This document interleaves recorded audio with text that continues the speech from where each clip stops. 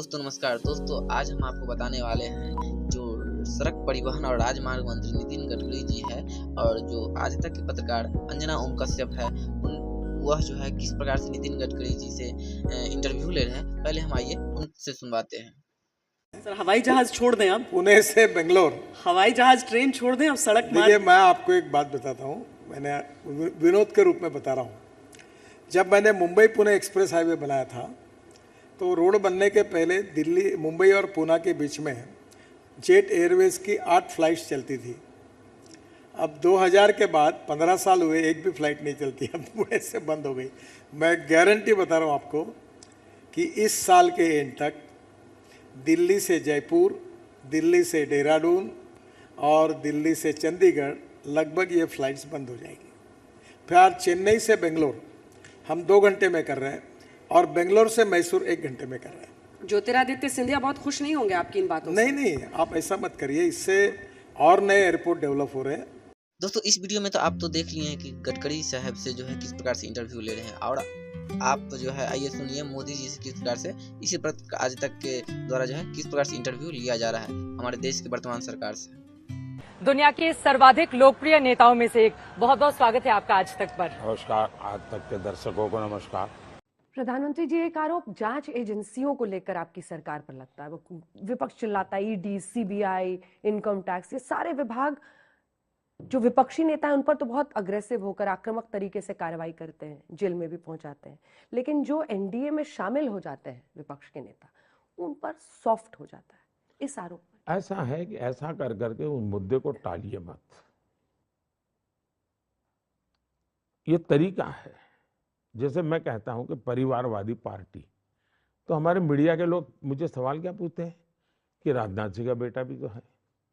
दोनों में फर्क है जी। हम मुद्दों को इस प्रकार से डाइवर्ट करने की मदद मीडिया कम से कम इन लोगों को न करे, ये मेरा आग्रह रहेगा। मैं जब परिवारवादी पार्टी कहता हूं उसका मतलब है कि party of the family, by the family, for the family.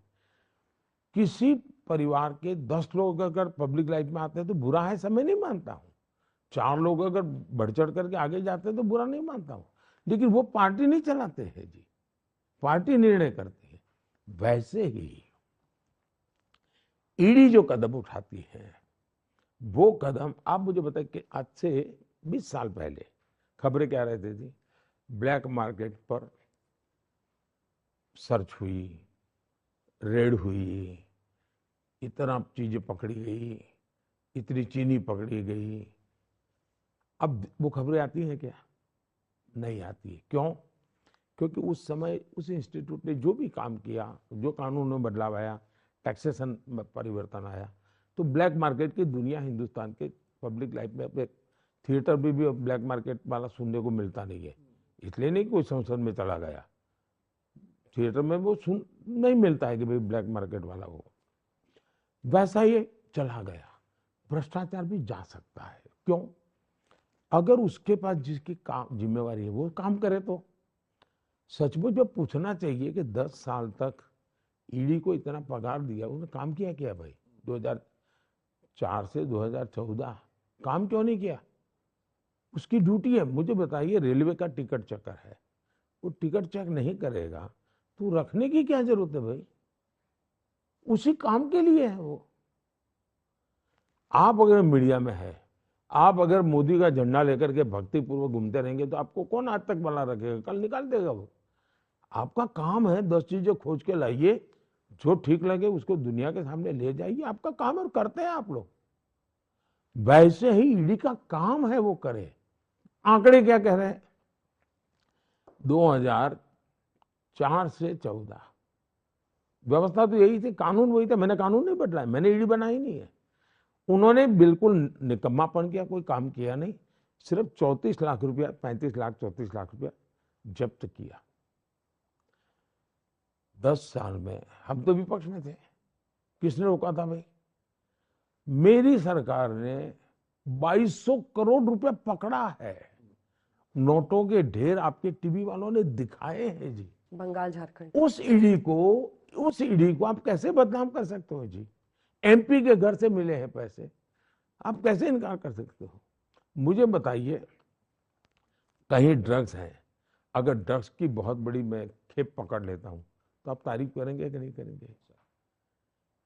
ED अगर पकड़ता है तो उसकी तारीफ भी, उसको गुनहगार, ये क्या तरीका है?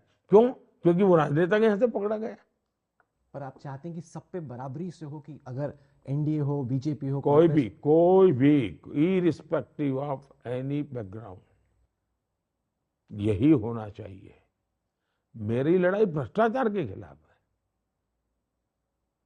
देश में से भ्रष्टाचार खत्म होना चाहिए। और ये देश का बहुत विनाश कर रहा है जी, बहुत विनाश कर रहा है।